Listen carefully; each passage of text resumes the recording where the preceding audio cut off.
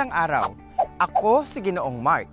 Narito ako para gabayan ka sa ating aralin. Sa Heroes Park o kilala din sa tawag na Bonifacio Shrine, makikita natin ang monumento ng Supremo ng Katipunan na si Andres Bonifacio na hawak ang kanyang tabak. Bilang pinuno, nanguna siya sa napakaraming labanan. May pagkakataong sila ay nagwagi at minsan naman ay natalo. Ngunit ano nga ba ang mas malalim na kasaysayan ng Katipunan? Sa araw na ito, malalaman ninyo ang iba't ibang pag-aalsa o labanan na ginawa ng mga Katipunero makamit lamang ang inaasam na kalayaan. Alam kong nasasabi ka na sa bago nating aralin, kaya ano pang hinihintay nyo? Kunin mo na ang iyong lapis o ballpen, sagutang papel o kwaderno at self-learning module. Tara na! Ating pasukin ang maaksyong mundo ng Araling Panlipunan.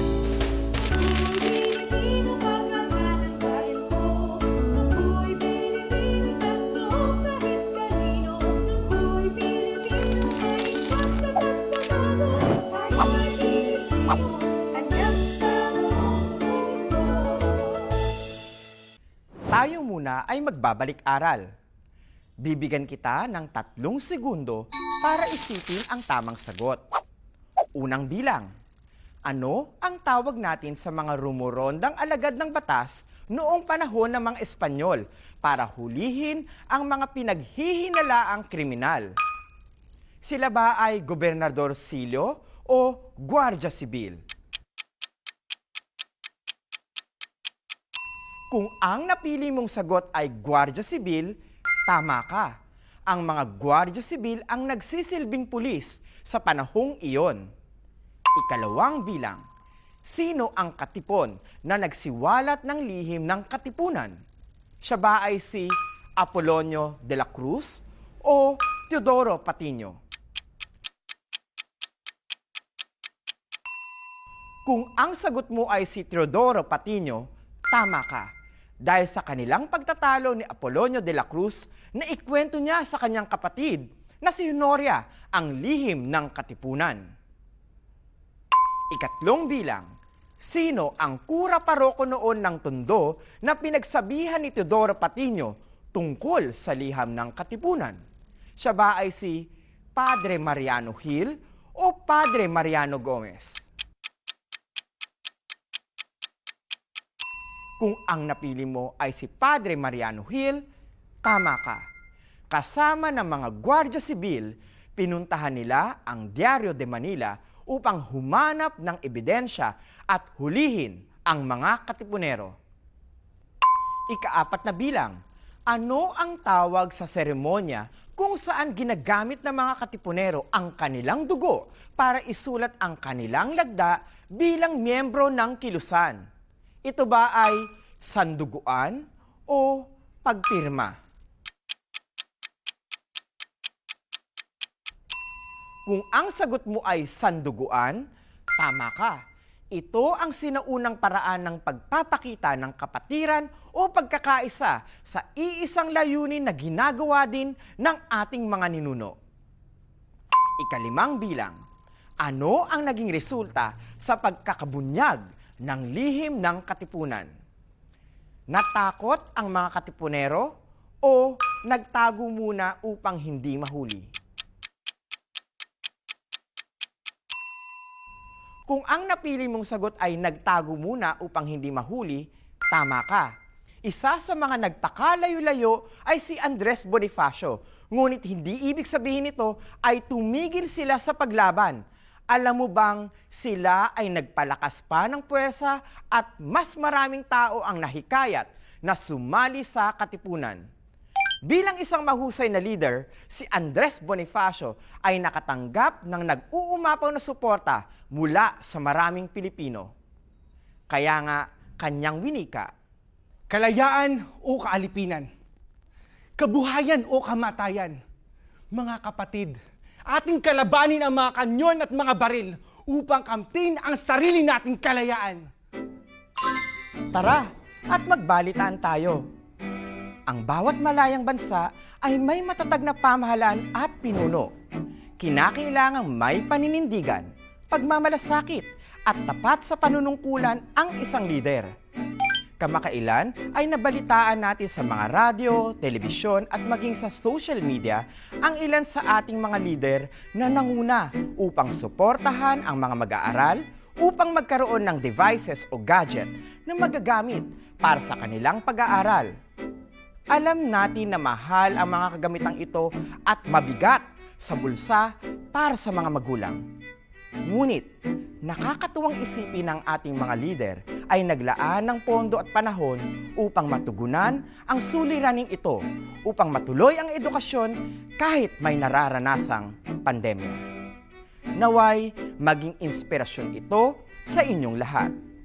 Sa oras na kayo naman ang maging pinuno ng ating bansa, tandaan na lahat ng inyong mga ginagawa ay nararapat para sa ikabubuti ng nakararami, gaano man ito kahirap o kabigat.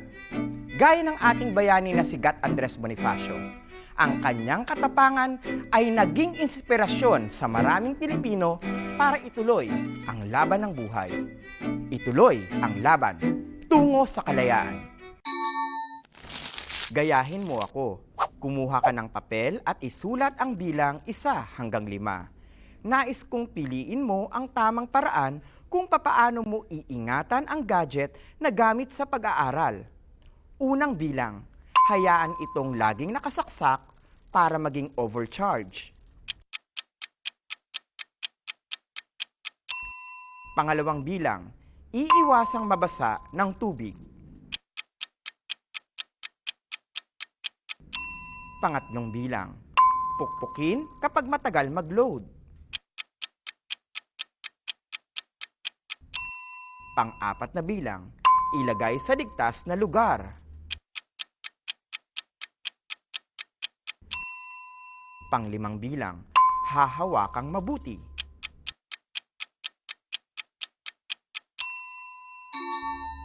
Ang tamang sagot natin ay bilang 2, 4 at 5. Sana ay nakuha mo ang mga tamang sagot.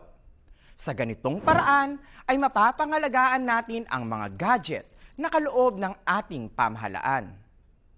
Ang pagpapahalaga sa mga kagamitang ipinagkakaloob sa atin ay isang mabuting paraan ng pagpapakita natin ng pasasalamat sa mga mabubuting lider sa ating bayan na humanap ng paraan upang mabigyan ng solusyon ang edukasyon sa new normal. Alamin ang kaganapan sa bayang pinakamamahal. Ito ang balitaang mag-uugnay sa nakaraan at kasalukuyan. Ang lihim ng Katipunan ay nabunyag matapos ang 4 na taon dahil sa alitan nina Teodoro Patino at Apolonio de la Cruz. Marami ang nagtago, ngunit sa pagtatagong ito, sila ay naghanda. Ang damdamin nila ay nag-alab at higit sa lahat, pinaghandaan nila ang isang madugong himagsikan. Handa ka na bang malaman ang kagitingan ng mga Katipunero? Tara at makinig ka sa aking kwento. Ang Katipunan ay isang lihim na samahan. Hindi nito tinitignan kung ikaw ay isang lalaki o babae. Upang maitago sa mga Espanyol ang lihim na kilusan, may mga miyembro silang kababaihan na may mahalagang gampanin. Si Gregoria de Jesus, ang asawa ni Andres Bonifacio at ang lakambini ng Katipunan, kasama pa ang ibang kababaihan ay nagtatago ng mga lihim na dokumento ng kilusan. Tuwing may mga pagpupulong, sila ang nagsisilbing balat kayo upang hindi paghinalaan ang mga lalaking miyembro ng Katipunan sa ginagawa nilang mga plano. Sila ay nagkakantahan at nagsasayawan upang hindi mahalata ng mga gwardiya sibil ang totoong nangyayari sa loob ng bahay. Ano ang masasabi ninyo dito mga bata? Matalinong paraan, hindi ba? Hindi kasi pinaghihinalaan ang mga kababaihan noon.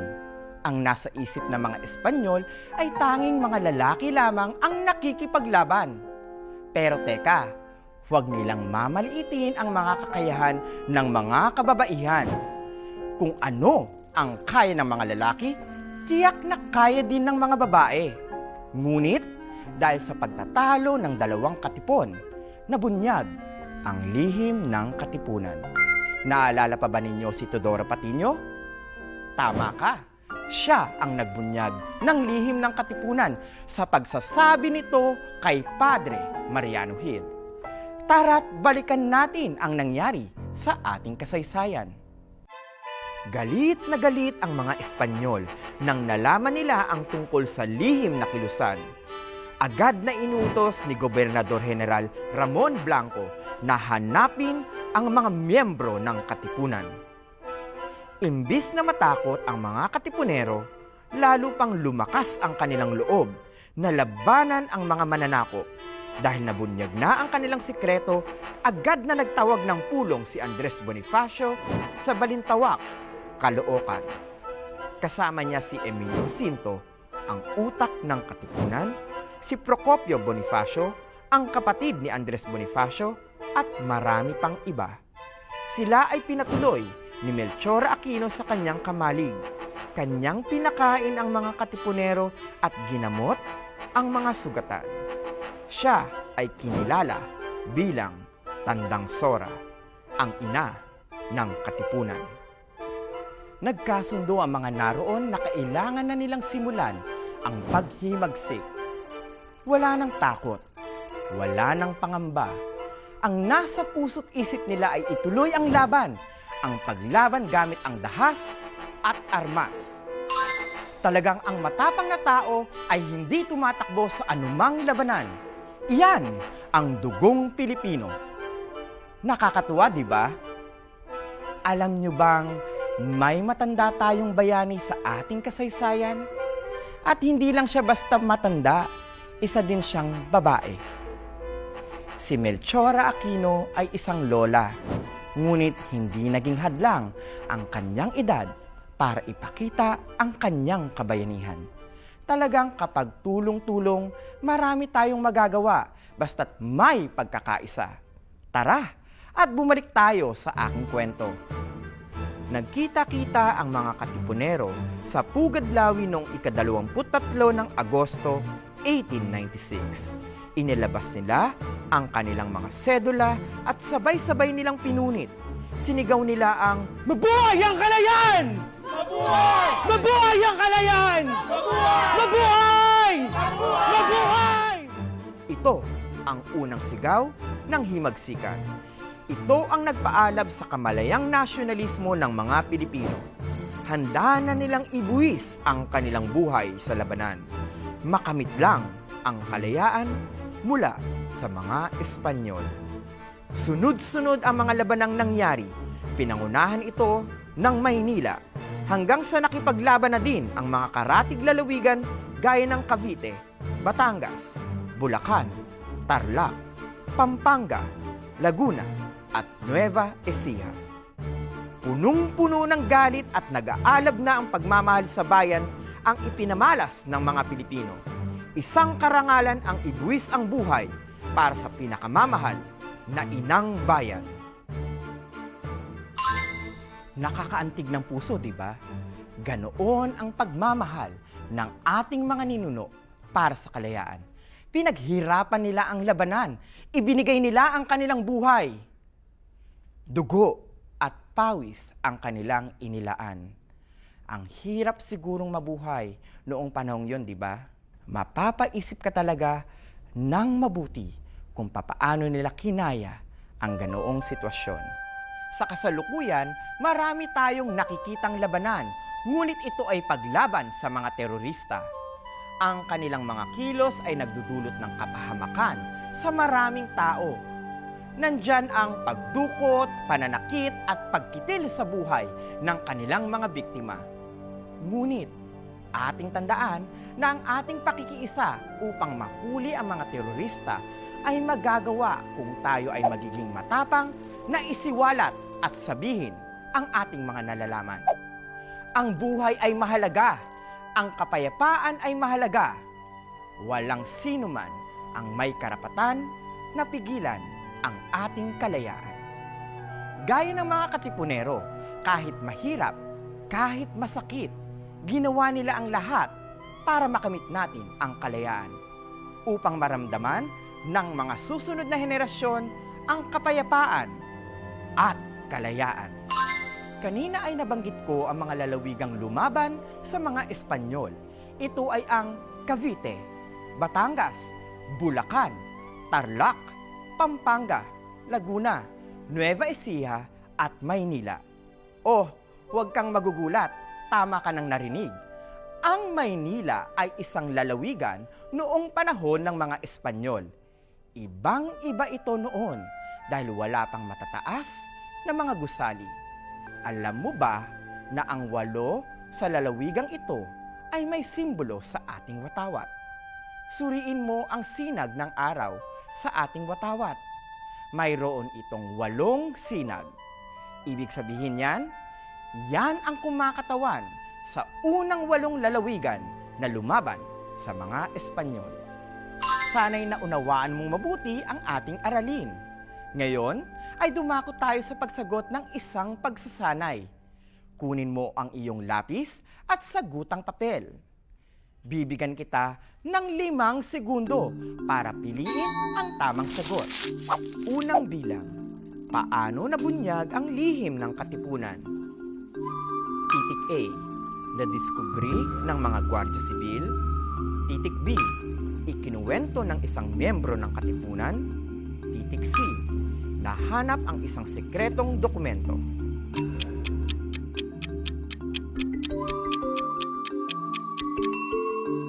Pangalawang bilang, ano ang ginawa ng mga Katipunero matapos na mabunyag ang lihim na kilusan sa mga Espanyol? Titik A, nagtago at naghanda para sa himagsikan. Titik B, nagtago at humina ang loob para lumaban. Titik C, nakipagtulungan sa mga Espanyol at nangakong magbabago.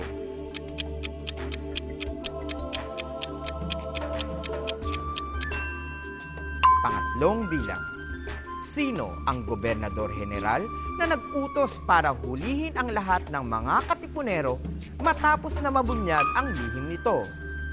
Titik A, Rafael Izquierdo. Titik B, Carlos Maria de la Torre. Titik C, Ramon Blanco.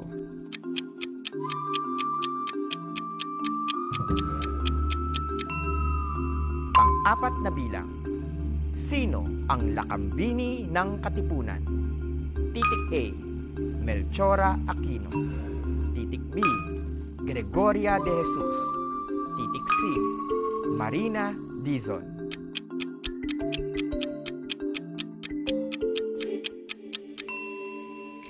Panlimang bilang, ito ang pinunit ng mga Katipunero na naging hudyat sa kanilang paghihimagsik. Titik A, sertipiko. Titik B, sedula. Titik C, selyo.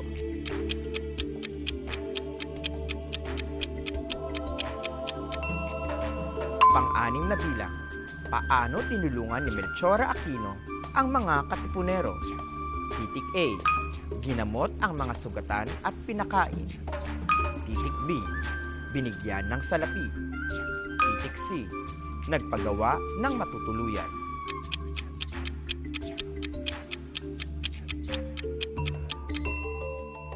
Pang-7 bilang, ano ang sinisimbolo ng 8 sinag ng araw sa watawat ng Pilipinas? Titik A, unang 8 bayaning Pilipino na lumaban sa mga Espanyol.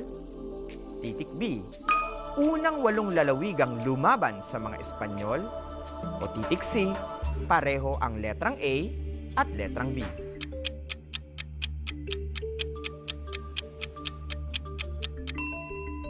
Pang-8 bilang, saan naganap ang unang sigaw ng himagsikan? Titik A, San Jose del Monte, Bulacan. Titik B, Bangkusay, Maynila. Titik C, Balintawak, Caloocan.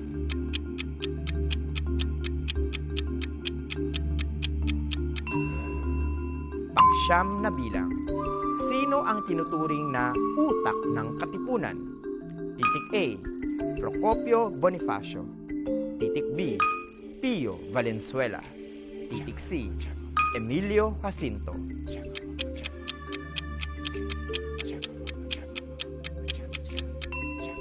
Pang-10 bilang, Ano ang ipinamalas ng mga katipunero dahil buo na ang kanilang loob para isagawa ang himagsikan? Titik A. Pagkamaunawain at kaisipang liberal. Titik B. Katapangan at damdaming makabayan. Titik C. Pagkakaisa at pananalig sa Diyos.